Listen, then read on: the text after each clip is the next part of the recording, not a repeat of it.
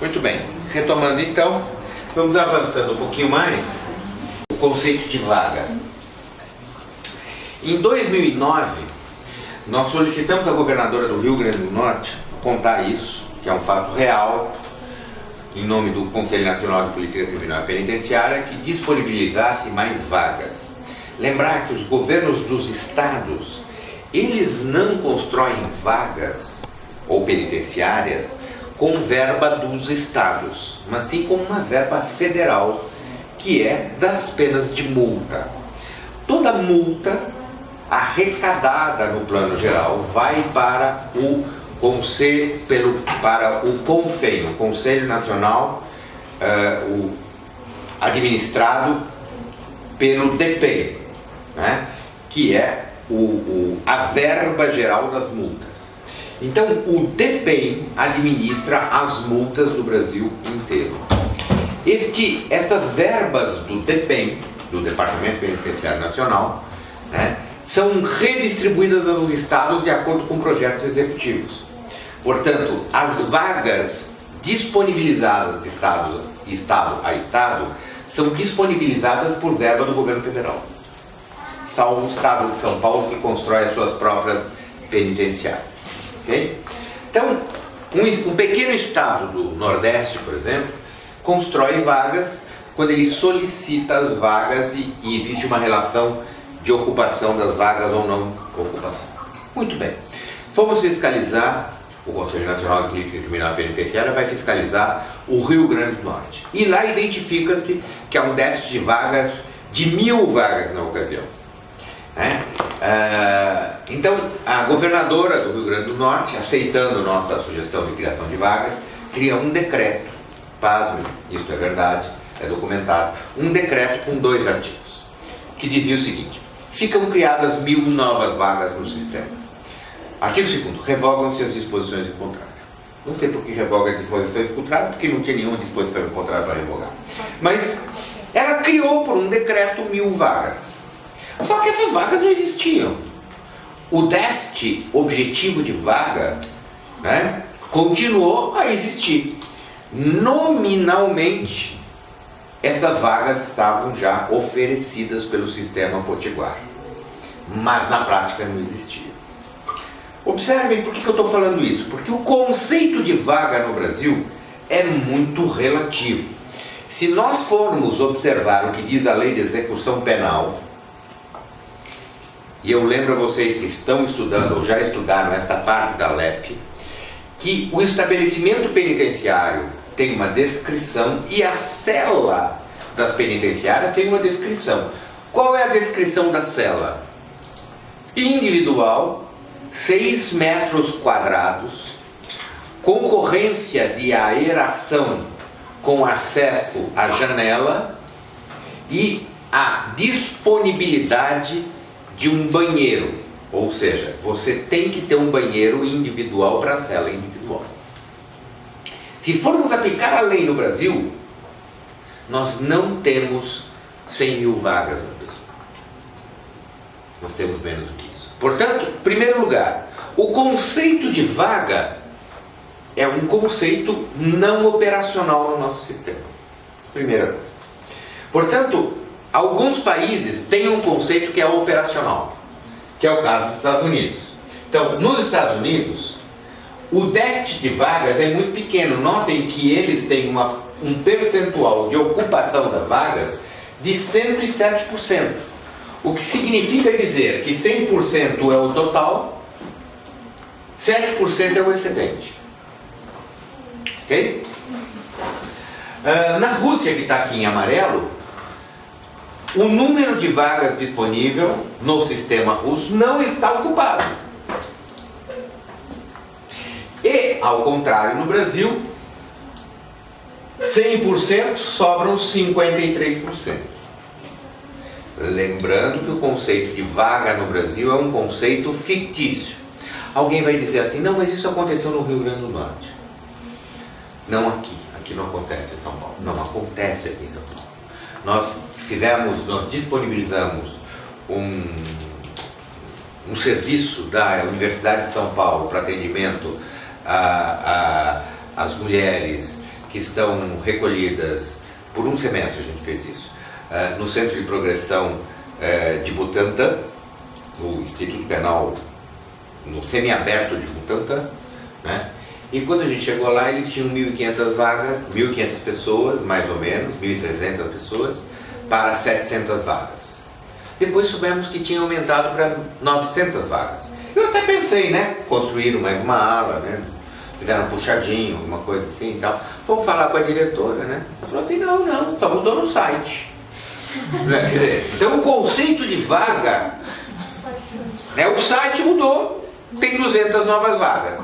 E aí você diminui o déficit. Então o conceito de vaga no Brasil é assim.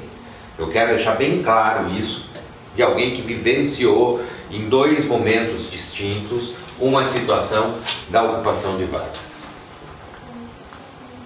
Eu vou, nos próximos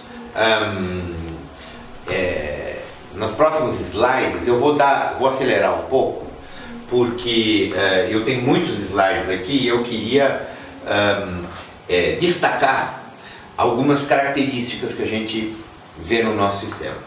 Uma delas é a questão da divisão diferenciada, digamos assim, do encarceramento no Brasil. Assim como nos Estados Unidos a gente tem estados mais encarceradores, no Brasil a gente tem estados mais encarceradores. Há uma diferença entre Estados Unidos e Brasil. Nos Estados Unidos a lei é estadual, ou seja, o Código Penal é fundamentalmente estadual, salvo aquelas leis federais que abrangem direitos humanos. Então, é o estado da Califórnia que resolve se diferenciar do Texas, que resolve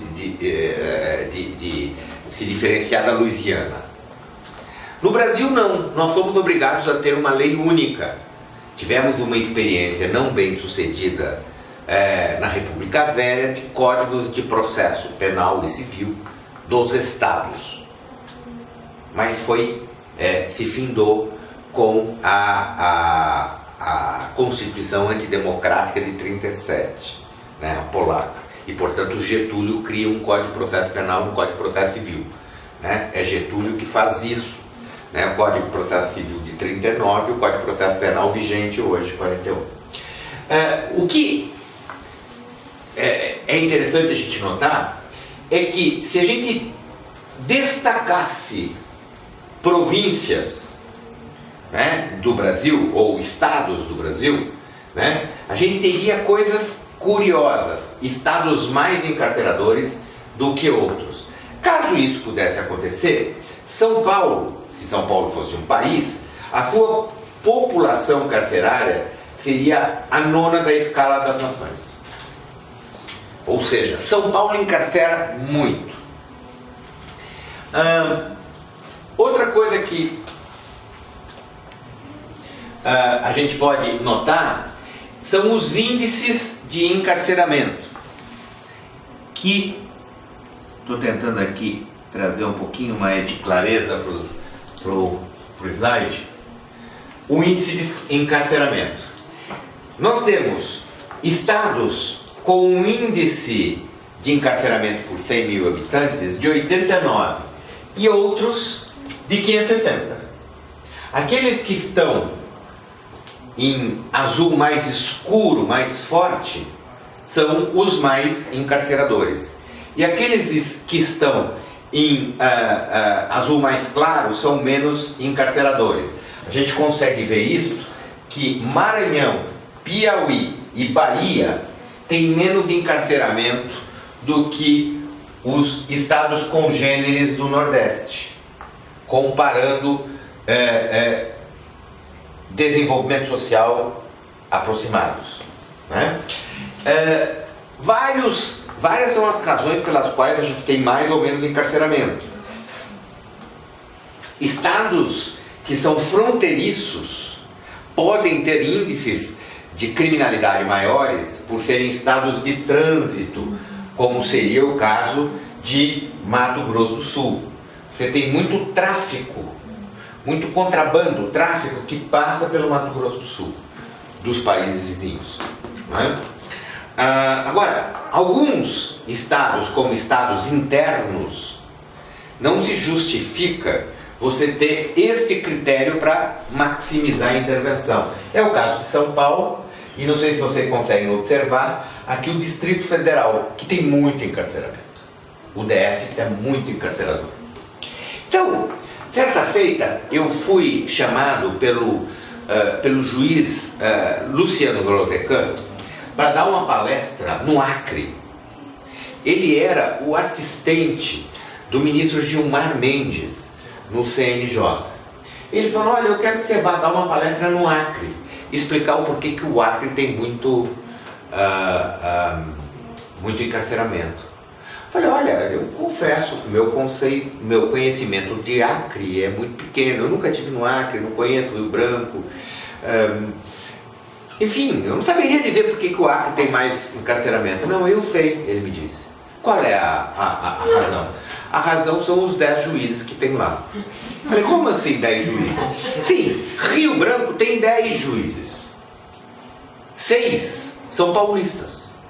Os paulistas punem mais do que os demais.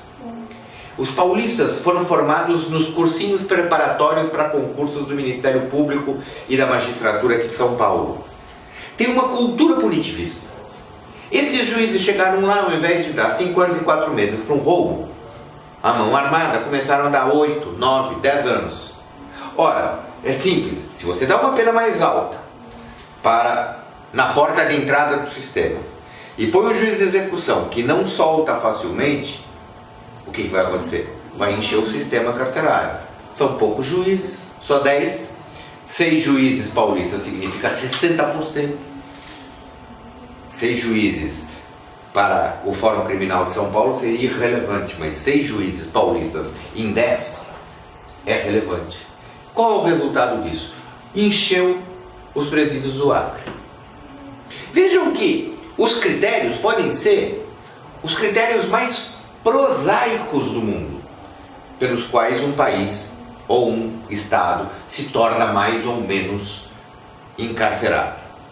Isso nos faz lembrar um dos grandes pensadores abolicionistas que dizia: punir é uma opção, é uma escolha. Esse pensador é Niels Christie, já falecido, recém-falecido. Niels Christie dizia: punir, o quanto você vai punir, é uma escolha. E esta compreensão da escolha é mais visualizável quando você tem um código penal único. Porque se o código é único, a lei é a mesma, é a escolha que faz com que você puna mais ou puna menos. Porque a lei é a mesma. Eu posso também dizer que a criminalidade é maior em alguns lugares e menor em outros. Isso pode existir, mas não é isso que está definindo o mapa de encarceramento no Brasil. São as escolhas. Portanto, eu estou fazendo escolha pela punição. Pode ver, qualquer estatística brasileira vai dizer que o melhor nível de vida é do brasiliense, morador do DF, e em segundo lugar, morador de São Paulo. Salários, qualidade de vida, acesso a água encanada, etc. e tal. Um índice socioeconômico. No entanto, a gente tem mais gente encarcerada aqui e aqui. São as escolhas. Deixa eu ver. Essa aqui eu posso ir adiante. É o índice de ocupação do sistema por pessoas, né? O índice aqui, por exemplo, os estados que têm maior ou menor número de presos provisórios. Aliás, durante o intervalo, eu tive a oportunidade de trocar ideias aqui com colegas e me disseram que já existem outras iniciativas da audiência de custódia fora da comarca de São Paulo, né? Em Guarulhos, Jundiaí, enfim, mais 2 ou 3 iniciativas. Mas se a gente pensar que nós temos 500 municípios em São Paulo, né, e você tem 3 que estão funcionando ainda meio provisoriamente, isso é irrisório, né? Se a gente o que eu quero mostrar aqui é que o índice de funcionamento do Poder Judiciário está aqui em relação a alguns lugares. Você tem 73% de presos provisórios. Isso significa, se a gente pensar isso, a inversão dos dados estatísticos, né? Porque são 38 os presos provisórios no Brasil, aqui no Sergipe são 73, a gente pode imaginar o quanto não funciona o sistema daquele estado. Enfim, a gente tem dados aí nessa linha aqui. Eu já mudei aqui, mas tem um delay grande. Puxa, só que isso aqui ficou muito ruim, né? Isso daqui não vai dar para ver, não.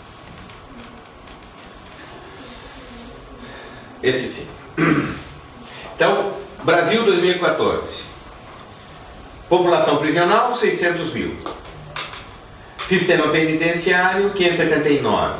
Secretarias de segurança, carcerárias, delegacias, quase 28 mil. Sistema prisional federal, 358. Eu queria fazer um comentário aqui. A primeira coisa, quando houve a revolta na virada do ano, em Manaus e no Rio Grande do Norte, vamos construir penitenciárias federais. Isto é de uma ignorância num sistema que é estadualizado, brutal. Porque as vagas oferecidas pelo sistema federal sequer estão preenchidas. Porque elas só são utilizadas quando, desculpe a ironia, sobra preso do ladrão. Quando a caixa d'água vai se exceder de água, a água vaza pelo ladrão, né? Quando este sistema precisa de alguém ser retirado porque ele é uma pessoa que tem um RDD, porque é um criminoso de alta periculosidade, de facção criminosa, você manda na penitenciária federal. Elas não estão totalmente ocupadas. Tampouco está o RDD paulista, que sobra vaga. E por quê? Porque o sistema de autocontrole determinado pelas facções criminosas não permite que isso aconteça em larga escala. Então, a gente tem vagas no sistema, tem um déficit grande de vagas, uma taxa de ocupação, uma taxa de aprisionamento, tudo isso a despeito de o sistema federal ter vagas disponíveis, que você não pode pôr no sistema federal, porque é um sistema específico. Portanto, construir novas vagas para novos líderes de facção é jogar dinheiro público fora, que é o que exatamente o ministro Alexandre de Moraes, que, como eu disse naquele artigo, não é do ramo, né? não entende nada do sistema prisional, fez ou propôs fazer. Isso não seria viável. Eu vou ter que pular aqui algumas as questões jurídicas das ADPFs, do recursos extraordinários. Vamos para os dados estatísticos novamente. Então, a gente vê aqui uma renúncia do Estado no sentido punitivo. Mas isso aqui também não dá para... Não sei por que isso aqui na adaptação... Aqui. Deixa eu ver se melhorou um pouco. Aqui melhor, né? Uma coisa que caracteriza o preso no sistema penitenciário é o medo. O que é o medo? O preso, quando entra no sistema, ele fica no Brasil 10 vezes mais vulnerável. Ele já é capturado pelo sistema. Estou usando aqui um conceito técnico do Eugênio Raul Zaffaroni, que é o conceito de vulnerabilidade. Qual é a ideia da vulnerabilidade? O sistema, ele vai capturar algumas pessoas, ele não vai capturar os mais fortes, ele vai capturar os mais fracos. Por isso ele vai capturar o pobre, fundamentalmente, o negro, fundamentalmente, o nordestino, fundamentalmente. Nordestino e migrante, bem compreendido isso, tá? que aqui no estado de São Paulo é conhecido por aspas, baiano, no estado do Rio é conhecido aspas por Paraíba, né? Estado a estado você muda o preconceito, mas não deixa de ser preconceito, tá? Então a gente vai ter um índice, que é um índice curioso, né? Que é o índice de insegurança, porque 10 vezes mais. E aqui a gente tem dados das mortes intencionais para o número de pessoas presas. Então você tem estados mais violentos, né? Você tem estados sem informação. São Paulo se nega a dar isso, né? E você tem estados menos violentos. Alguns estados, claro, se você pegar agora o Rio Grande do Norte, que é um estado em azulzinho claro lá em cima, talvez agora as mortes violentas no estado vão mudar completamente esta coisa. Aí eu pergunto, existe um sistema penitenciário? E eu vou responder da seguinte forma. Depois de tudo isso que eu falei até agora, né? O conceito de sistema nasce do pensamento do Émile Durkheim. Émile Durkheim, no final do século XIX, início do XX, ele escreve entre 1880 e 1909, quando ele vem a falecer, ele quer refutar a teoria marxista. E a teoria marxista era uma teoria do antagonismo de classes, da luta de classes. Portanto, era uma teoria que dizia o seguinte: o pobre não gosta do rico e vice-versa. E eles se extremam nas suas desavenças. E aí tem todo um histórico do Marx que fala que todas as sociedades do mundo tiveram suas classes, dominante e dominada, e né, Marx e Engels trabalham muito essa questão.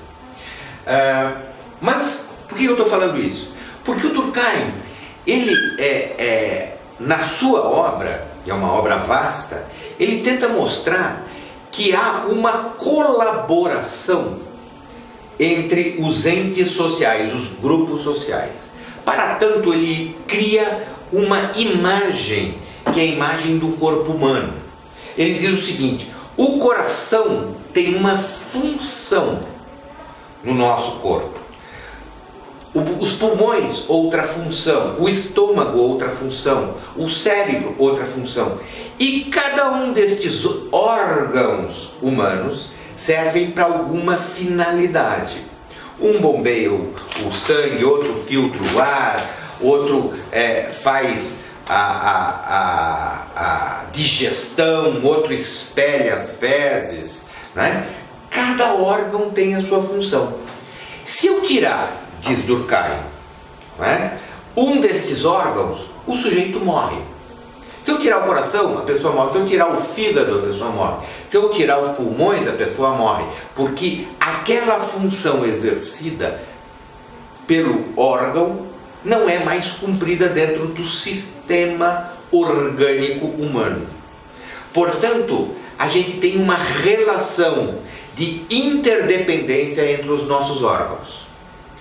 Durkheim leva esta ideia para a sociedade e diz: na nossa sociedade nós temos uma relação de interdependência entre as pessoas em face das funções que essas pessoas cumprem. No limite, o médico é tão importante quanto o lixeiro. Por quê? Porque o lixeiro é que permite que o médico não tenha assoberbamento de trabalho, porque é ele que cuida da higiene coletiva. Se eu tirar os lixeiros, o médico vai ter mais trabalho. Eu tenho uma disfunção.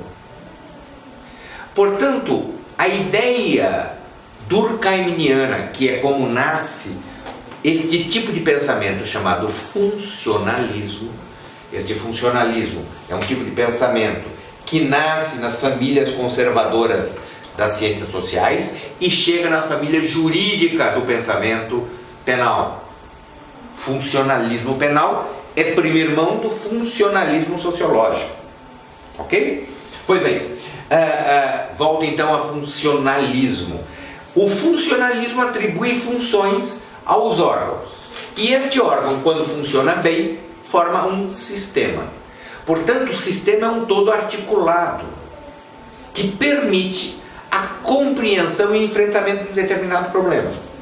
A pergunta é, existe um sistema penitenciário? Absolutamente nenhum.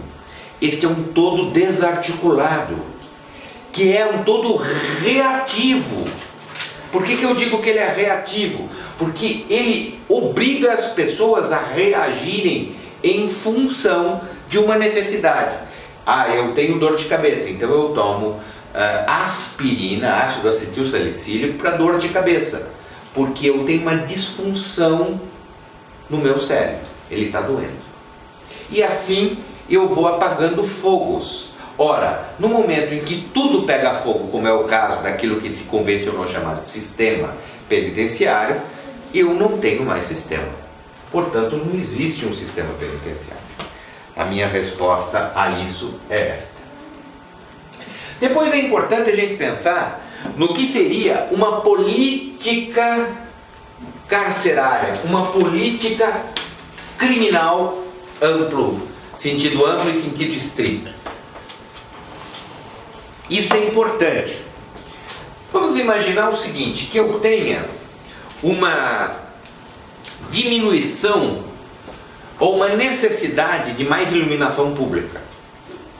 Então a prefeitura vai fazer uma política para corrigir essa disfunção existente naquela cidade determinada, qual seja, a de não ter disponibilizado tanta iluminação pública. Certo? Isso é uma política. Vamos imaginar que eu tenho uma política educacional para corrigir o número de vagas ou déficit de vagas nas creches ou nas escolas, nas pré-escolas, nas escolas de primeiro, de segundo grau, enfim, não importa. Esta é uma política pública, certo? Eu posso ter políticas públicas que atinjam a questão criminal. Então, quando eu falo em política pública, segundo Fábio Conder Comparato, eu penso numa política pública que se traduz num programa de ação para enfrentamento de uma determinada situação objetiva. Isso é uma política pública. Qualquer política pública de saúde, de segurança, né? Mas se essa política for para a solução carcerária, é uma política carcerária, voltada para o cárcere. Se ela for um pouco mais ampla, uma política voltada para a questão criminal, eu vou chamar de política criminal. A criminologia é um saber multidisciplinar que oferece recursos para a minha intervenção. Essa intervenção chama-se política criminal. A pergunta é, o que fazer com esse sistema de cárcere que a gente tem no mundo? Fundamentalmente, crescente no encarceramento e crescente porque a sociedade deixa de prover, de dar importância às pessoas. A gente pode ver isso na política de encarceramento dos Estados Unidos. Vocês vão notar que de 2000 para 2002 a gente teve um crescimento. De 2002 para 2004, outro crescimento. De 2004 para 2006, outro crescimento. De 2006 para 2008, outro crescimento. E aí a gente tem uma diminuição, um decréscimo. Com o que coincide isto? Com o reconhecimento do déficit fiscal norte-americano. Ou seja, faltou dinheiro com a crise nos Estados Unidos, os caras resolveram cortar gastos. E onde eles resolveram cortar gastos? Cortar gastos no cárcere. Ok? É compreensível isso, não? A gente vê claramente. Como é que eles fizeram isso? De várias formas. O estado do Kentucky revisou sentenças por crimes não violentos, estabelecendo distinção mais precisa entre crimes graves e crimes leves. Certo? Lei dos juizados especiais do Kentucky, entre aspas. Os juizados especiais do Kentucky diminuíram as penas para os crimes leves. Alabama, Califórnia e Washington aumentaram a pena pecuniária de crimes patrimoniais. Qual foi a contrapartida? Diminuição das penas prisionais. Mississippi, hein? Estado punitivista, né? Diminuiu de 85% para 25% os casos de penas privativas de liberdade devem ser aplicados. Programas não institucionais, por exemplo, serviços comunitários. Então, eu troco o final da pena cumprida no cárcere com antecipação do probation, com antecipação do livramento condicional, ou cambiando, trocando a pena privativa de liberdade por serviços comunitários, por trabalhos a favor da comunidade. Prestação de serviços comunitários, como a gente diz em português do Brasil. Né? Vocês que estudaram já a lei de execução, tem lá na lei de execução uma hipótese chamada das conversões. Depois vocês peguem a lei de execução penal, tem lá, é um capítulo praticamente letra morta, que diz basicamente o seguinte: se a gente tem o cumprimento de uma certa quantidade de pena, eu posso trocar o restante do cumprimento da pena privativa de liberdade por penas restritivas de direito. Só que é uma hipótese absolutamente inexequível. Eu uma vez propus que a gente ampliasse o sistema de conversão. Ou seja, converter pena privativa de liberdade no final da pena para as prestações de serviços da comunidade. Com o que a gente anteciparia a liberdade e o cara se envolveria num sistema de prestação de serviços da comunidade. Detalhe, no Brasil há mais de 800 mil pessoas que cumprem penas de prestação de serviços da comunidade. O sistema está implementado nacionalmente. Okay? Diminuição de encarceramento, não do controle penal.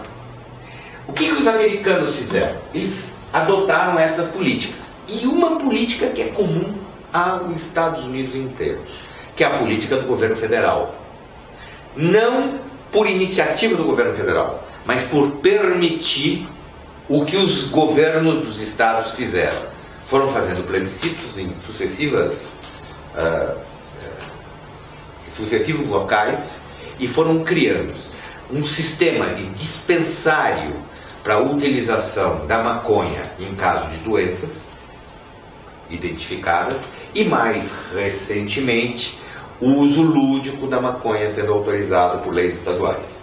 Então a gente tem um certo conflito no mundo, né? Porque existem regras internacionais que mandam criminalizar drogas, criminalizar inclusive a maconha, e Estados americanos, que é o lugar que mais defendeu a política de criminalização de guerra às drogas, adotando uma descriminalização clara. Não é mais nem uma descriminalização por meios indiretos, é clara. No estado do Colorado você pode ir lá e usar maconha, ponto. Né? Não há mais o crime. Então, o que a gente tem aqui? A gente tem um mecanismo que tem por objetivo desencarcerar pessoas. Lembrando que daqueles 2.200.000 presos americanos, 1.500.000 são por droga. Lembrando-se que, nos Estados Unidos, o usuário é levado ao cárcere. É a forma de encarceramento. Diz a estatística que os Estados Unidos, quando aboliram a escravidão, tinham menos escravos do que o número de encarcerados hoje. Ou seja, a gente trocou a política da escravidão pela política do apartheid, que foi substituída pela campanha dos direitos civis nos anos 60, né, pela luta heróica dos presos, enfrentamento, mortes do Malcolm X, morte do Martin Luther King, morte de diversos militantes, e depois disso, né, a substituição da política do apartheid com uma política de encarceramento em massa. Portanto, é uma política encarcerar negros nos Estados Unidos, que o Obama habilmente permitiu que fosse diminuída, certo? Agora parece que o presidente Trump está querendo voltar atrás. Brasil. Vocês vejam aqui os índices de encarceramento. 2.232, 2002, 239, 2004, 336, 2006, 401, 2008, 450, 2010, 496, 2014, 607. A gente está um pouco mais, a gente está nos 700 mil mais ou menos, não se sabe quanto, né? Observem que aqui nós temos 232 e 239 numa variação de 2 anos, e o índice não evolui, porque, claro, cresceu a população geral, cresceu a população carcerária, o índice ficou estabilizado. Mas aqui a gente vê o quanto cresceu, né? E a gente olha para este movimento, para este crescimento, e vê uma coisa que é isto aqui do próximo quadro. O índice de 1990, ok? Melhorou agora, né? De 1990 para 2014 é de 575%. Então, a gente vai sair daqui, vai encontrar ali na esquina o José Luiz da Atena, com o Boris Casoy, e eles vão dizer pra gente: não, o Brasil é o país da impunidade. De forma alguma. Não há impunidade alguma. Um índice de crescimento contínuo como este aqui, ó, que vocês veem, né? Um ou outro período de estabilidade, notem aqui, nós temos um crescimento contínuo de encarceramento. Nós temos, e isto contando que são 700 e não 600 mil vagas, 600 mil presos, e contando que existe uma ineficiência do sistema de controle punitivo, porque existem milhares de mandados de prisão não cumpridos. Se eles forem cumpridos, a gente vai ter mais gente encarcerada. Notem que seria um crescimento exponencial, né? 1990, os dados bastante relativos. 94, primeiro censo penitenciário, dado mais preciso de 94. A partir daqui a gente começa a ter dados controlados pelo governo federal. Isto significa uma tragédia. Como dizia o Darcy Ribeiro, se a gente não construir escolas em 20 anos, a gente vai ter que construir presídios. Os 20 anos já se passaram e a gente está tendo que construir presídios. É um dinheiro jogado fora. É um dinheiro que você tem que jogar fora. Não se tem uma solução no problema hoje, né? Mas observem o movimento feito pelos diferentes países. E eu estou falando dos diferentes países mais encarceradores. Porque isso me parece importante. O que nós fizemos entre 2008 e 2014? Não é? O que nós fizemos? Estados Unidos, menos 8%. China, menos 9%. Menos 9% encarcerados na China, em números absolutos, significa um decréscimo de encarceramento muito grande, porque a população cresce vertiginosamente. Rússia, menos 24%. Brasil, mais 33% num período de 2008 e 2014. Por que eu separei 2008 e 2014? Qual a razão dessa data? 2008 é a data da crise do capitalismo mundial, crise fiscal americana. Aquilo que seria uma marolinha chegou tardiamente como um tsunami, né? Mas a gente não mudou, a gente não aprendeu com o evento. Quer dizer, se os Estados Unidos, que são punitivistas por natureza, que substituíram a escravidão pelo apartheid, que substituíram a apartheid pelo encarceramento de negros, diminuíram 8%. Se a China, que não pensa em matar e mandar a bala para a família pagar a despesa, se a Rússia, que tem uma tradição punitivista, observem, a cultura da Rússia é uma cultura centrada, segundo Thomas Mathiesen, na colonização do leste russo, da Sibéria, com base nas penitenciárias. Penitenciárias foram políticas de ocupação e colonização. Quem conhece a penitenciária, a cidade mais ao sul do hemisfério, a cidade mais boreal do hemisfério, sabe que estamos falando da Argentina, Ushuaia. Tem muita gente que vai lá ver leão marinho, aqueles bichos lá. Ushuaia tem uma característica curiosa. Em 1890, população de Ushuaia, 0. O que eles fizeram? Eles mandaram alguns condenados para cumprir pena em Ushuaia. Vocês vão construir a própria prisão. E construíram uma prisão que é conhecida como a prisão do fim do mundo. Quem na minha época era obrigado a ler Júlio Verne, né? Certamente leu um livro, como eu li, O Farol do Fim do Mundo. O Farol do Fim do Mundo era lá no fim do mundo. Retratava exatamente um farol na região de Ushuaia.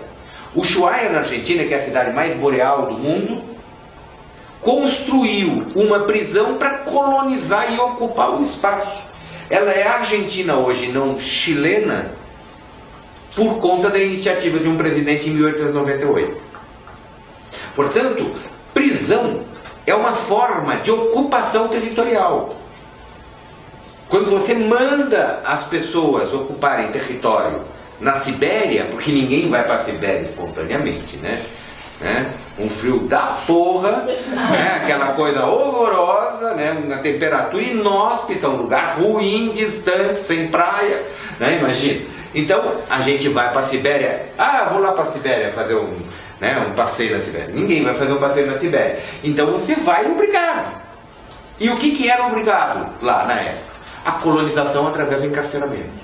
Portanto, a cultura do encarceramento na Rússia e depois na União Soviética, não preciso lembrar do Gulag, foi a mesma.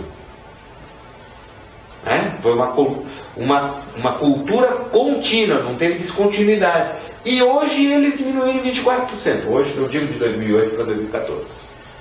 Ora, alguma coisa isso está a demandar de nós brasileiros. Que a gente repense a política carcerária. Essa é uma política pública. A gente está botando dinheiro bom numa coisa ruim.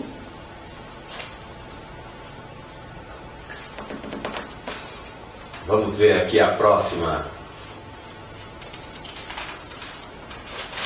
Então aqui, esse quadro, eu tento mostrar a evolução das penas, das vagas e o déficit de vagas. Né? O déficit de vagas, as vagas e as penas. E aqui a gente tem o quanto o déficit vai aumentando, né? Não está muito claro aqui porque a configuração, vou passar adiante.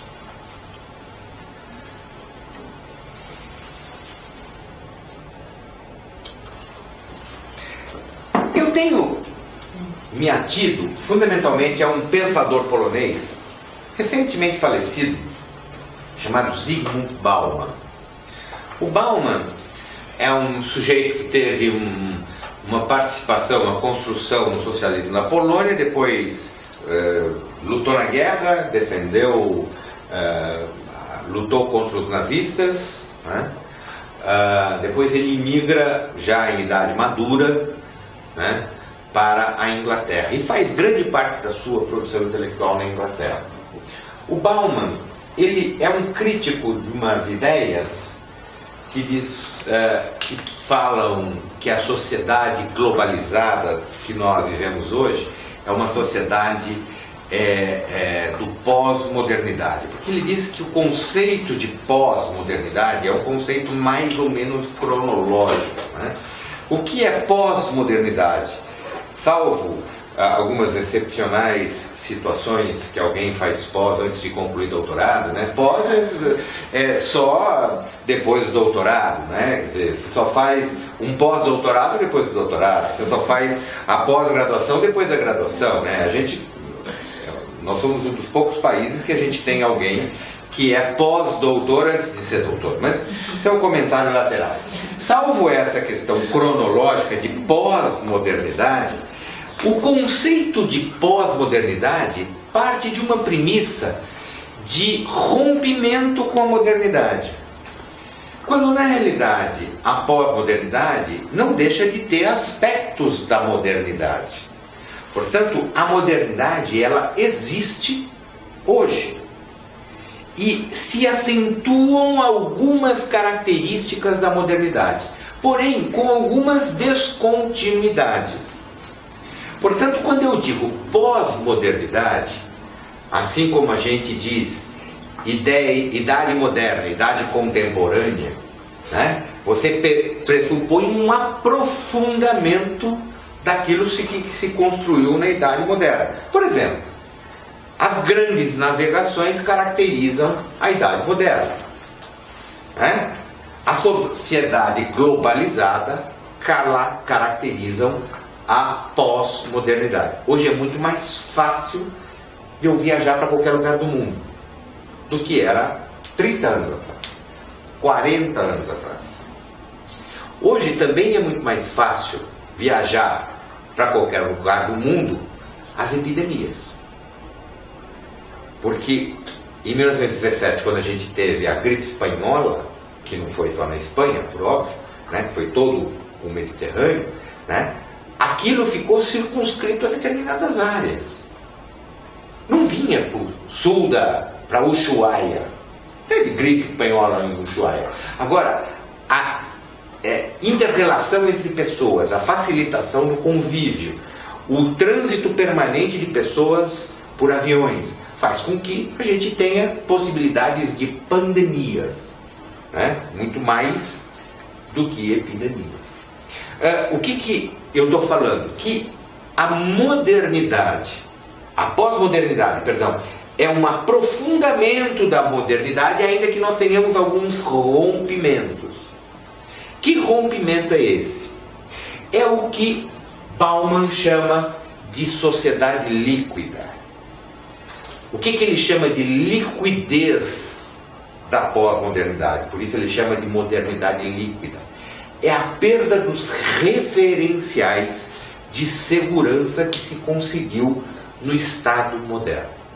O que se caracteriza o Estado moderno, apesar de todos os conflitos? Pela criação de um estado de bem-estar social, por um estado de distribuição mais homogênea dos bens produzidos nos países europeus. É isto que dá o nome de modernidade ao estado de bem-estar social. No estado de pós-modernidade, ou como diz Bauman, de modernidade líquida, nós temos uma liquefação desta segurança. Esta segurança do emprego, esta segurança da previdência social, das relações de trabalho. Nesse sentido, ninguém mais moderno líquido do que o Michel Temer, que quer destruir um pouco de previdência social, né, e relações trabalhistas equânimes que a gente tem. Ele quer aprofundar um momento que a gente vive. Este momento já existe, ele quer aprofundar.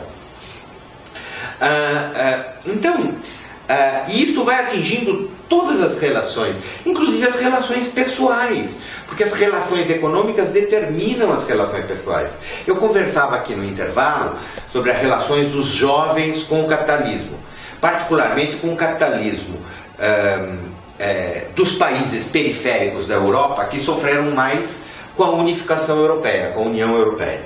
Então os países que têm problemas são Grécia, Irlanda, Portugal, Espanha,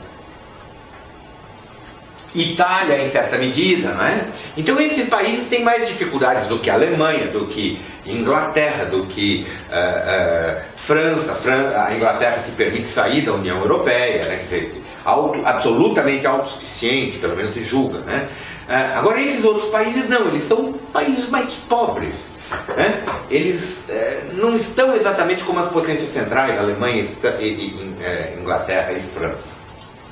Então eles têm dificuldades no convívio da União Europeia. O que aconteceu na Espanha? A Espanha teve um processo avassalador de desemprego, né? O estado de bem-estar segurou o país, mas o desemprego teve algumas manifestações muito características. A lei específica da Espanha autorizava a retomada dos imóveis não pagos, que eram pagos por hipoteca, e era uma lei antiga que dizia o seguinte: a hipoteca pode ser executada, o que significa desocupação do imóvel, certo? A retomada do imóvel pelo proprietário, certo? E depois disso, a hipoteca é transformada num valor de dívida.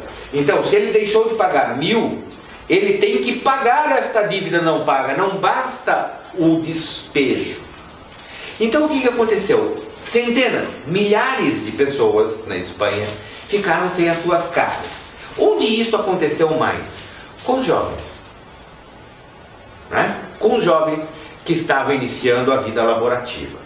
Ocorre que muitos desses jovens eram jovens, que a gente chama jovens adultos, tecnicamente de 18 a 25 anos, os jovens adultos que tinham uma relação, né, de união estável, às vezes até de casamento, né? Então, uma moça que casou com um jovem, saíram ambos de casa e foram morar num apartamento pequeno. Esse apartamento foi retomado.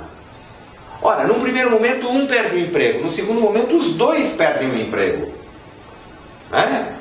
O que a gente faz com esse casal que não tem onde morar? Na minha casa, diz o pai de um deles, a mãe de outro, cabe um, não cabe dois. Então, isto criou uma liquidez nas relações humanas. Eles tiveram cada um que voltar para a casa dos pais, depois de se tornarem independentes, de viverem sós, de estarem numa vida comum. A isto, o Bauman dá o nome de Amor Líquido. Um dos seus livros retrata bem o quanto as relações humanas na modernidade líquida também se tornam relações líquidas, não são sólidas. Então a gente vai olhar os nossos avós, os nossos pais, e a gente vai falar assim: olha que bacana, estão casados há 40 anos, 30 anos, 20 anos. E aí a gente olha para as nossas relações ao nosso redor e fala assim: e ele? Ele é divorciado, e ele durou 6 meses a relação. Não é? Por quê? Porque as relações se tornam líquidas. O Bauman tende a dizer que no mundo que nós vivemos hoje, as relações líquidas tornam o mundo menos seguro, menos sólido, com mais medo.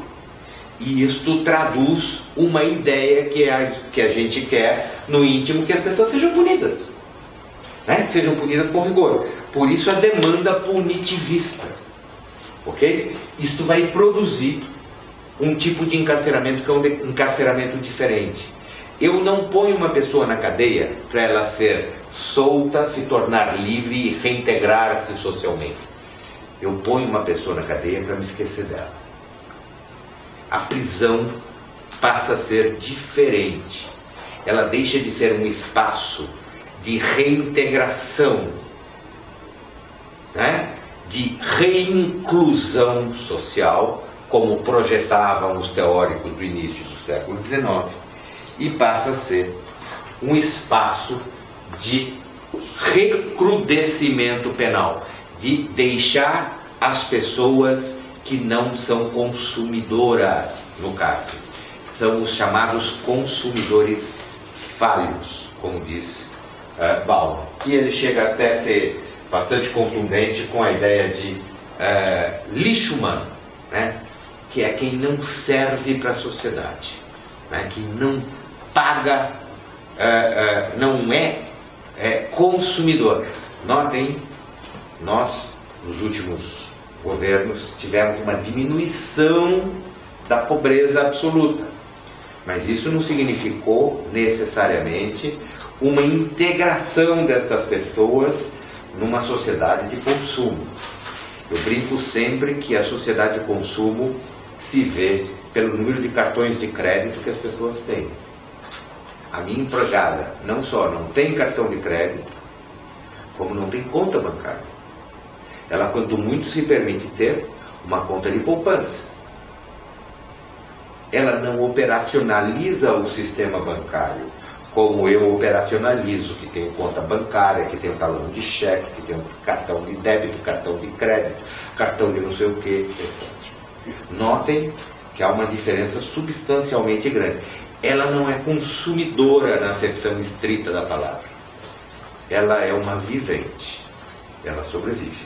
Ela até se integrou, ela até comprou uma casinha no projeto Minha Casa, Minha Dívida. Perdão, Minha Vida, a gente às vezes esquece. Mas ela não é uma pessoa, no sentido baumaniano, uma consumidora. Ela não tem essa capacidade ainda. Por isso a gente vai ter uma intensificação do estado punitivo. Eu vou substituir o estado de bem-estar social, que vai se esboroando, por um estado penal.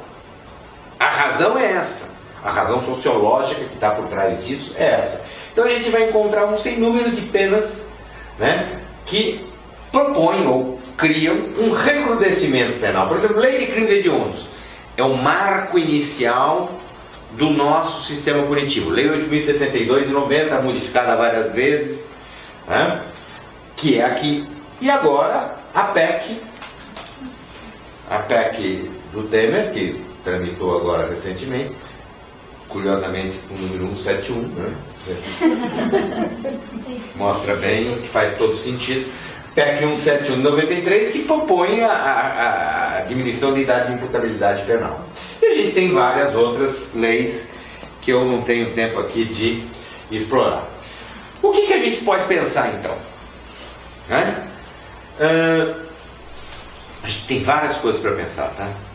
Mas, por exemplo, se o que mais cresce no encarceramento é o encarceramento decorrente de drogas, a gente tem que repensar a política de drogas. Uma questão simples. Estou dizendo que a gente deve descriminalizar, despenalizar, que a gente tem que repensar isso.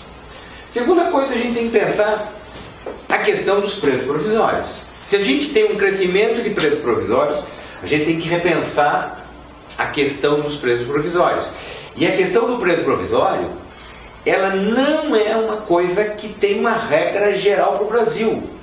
Se no Sergipe a gente tem 73% de presos provisórios, alguém tem que me dizer o porquê que isso está acontecendo em Sergipe, se é a defensoria que não funciona, se é o sistema estadual do tribunal que não funciona, se são os juízes de execução, alguma coisa está acontecendo lá. Eu não sei o que é, mas eu tenho que enfrentar a questão dos presos provisórios nos seus distintos estados com distintas soluções. O Brasil é muito complexo.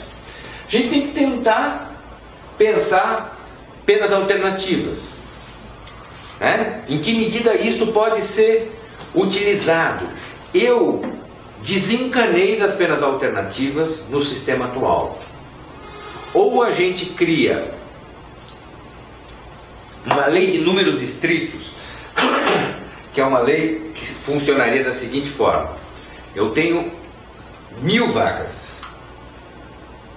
Se eu tiver 1001 presos, eu vou soltar um.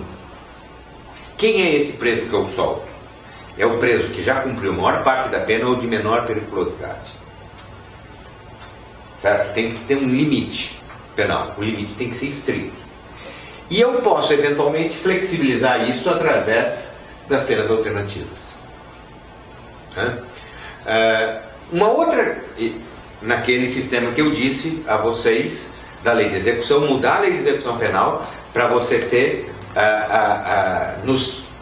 lá no artigo, não me lembro mais qual é o artigo, mas depois eu posso até dar uma olhada no código, né?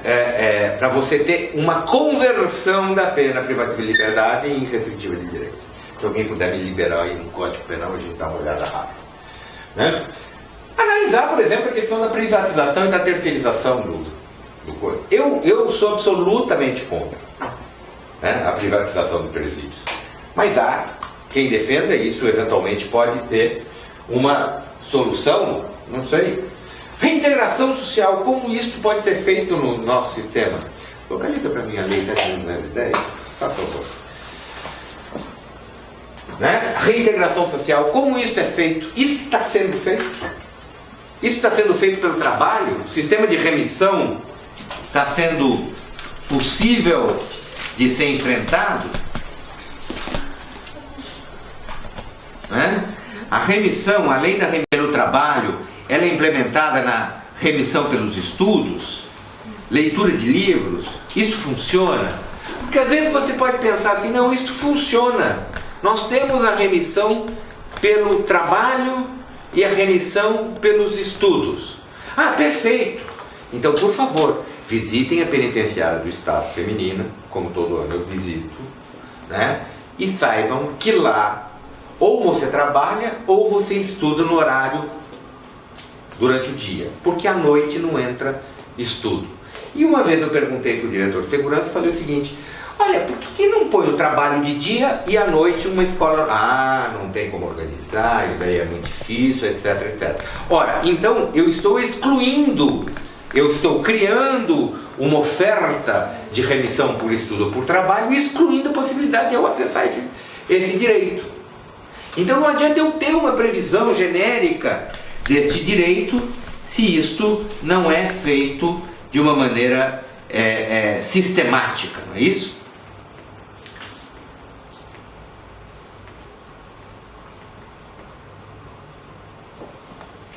Olha, artigo 180 da Lei de Execução Penal diz: a pena privativa de liberdade não superior a 2 anos poderá ser convertida em restritiva de direitos, desde que o condenado esteja cumprido em regime aberto, tenha sido cumprido pelo menos 1/4 da pena, os antecedentes da personalidade do condenado indiquem ser a conversão recomendada. Na realidade, quem tem uma pena inferior a 2 anos não a cumpre no sistema, né, de regra, não a cumpre porque ele tem direito ao sursi, ele tem direito à progressão do regime mais rapidamente e tal.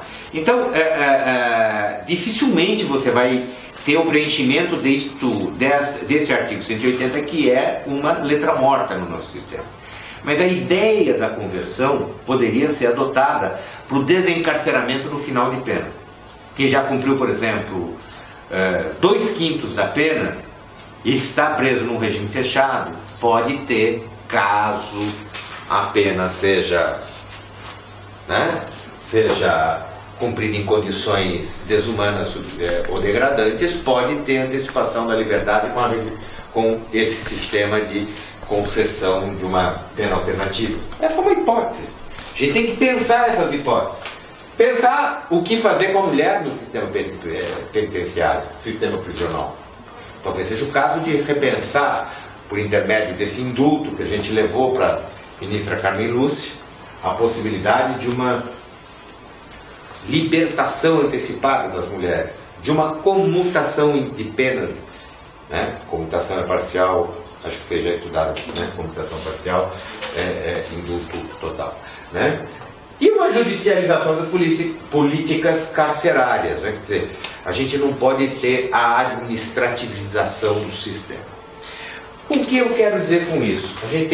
Eu preparei aqui ainda vários slides, mas como a gente já está chegando ao final da nossa aula, eu queria deixar isso como se fosse uma espécie de conclusão, para a gente pensar o seguinte: não existe uma resposta pronta e acabada. Se você dissesse para o sujeito mais estudioso do mundo o que faz para resolver esse problema, dá um estalo de dedo e resolve, não resolve. Isto não existe. A gente tem que pensar essas alternativas, possibilidades. Não está fechado a possibilidades diversas, né? A lei de números, uma hipótese que eu tenho, né? Lei de números de vagas limites, né?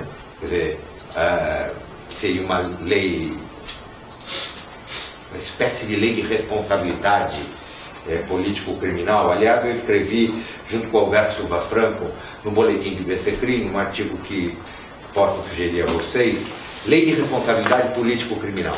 O título é esse. Foi uns 2 ou 3 meses. E qual é o objetivo? O objetivo é dizer o seguinte: eu não posso criar um crime no Congresso que crie novas penas sem saber onde é que eu vou colocar o preso depois.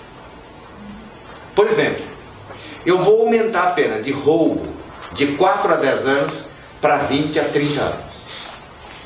É possível isso acontecer no Congresso brasileiro? É. Tudo é possível. Certo? Então, qual é a lei de responsabilidade político-criminal? Isso vai causar quanto a mais de encarceramento? Vai causar a mais de encarceramento. Uma pesquisa que diga, isso vai significar mais 100 mil pessoas presas. Tá bem. Dá um orçamento para construir 100 mil vagas. Se não tiver orçamento, nenhuma pena, nenhum crime cria nova pena maior do que a pena pré-existente. Ou seja, uma lei de responsabilidade fiscal, já que nós temos uma lei de responsabilidade fiscal, porque aqui é a irresponsabilidade político-criminal. E juiz que põe na cadeia tem que saber que há um limite. Tem que tirar da cadeia. Porque o limite é a finitude do número de vagas. Né? Se não tiver finitude, cadeia vira coração de mãe, todo mundo entra, mas ninguém sai. Como coração de mãe, que é para sempre. Né? Nunca sai do coração de mãe. Gente, eu queria agradecer a atenção de vocês por essas horas, dizer que foi um prazer estar aqui com vocês.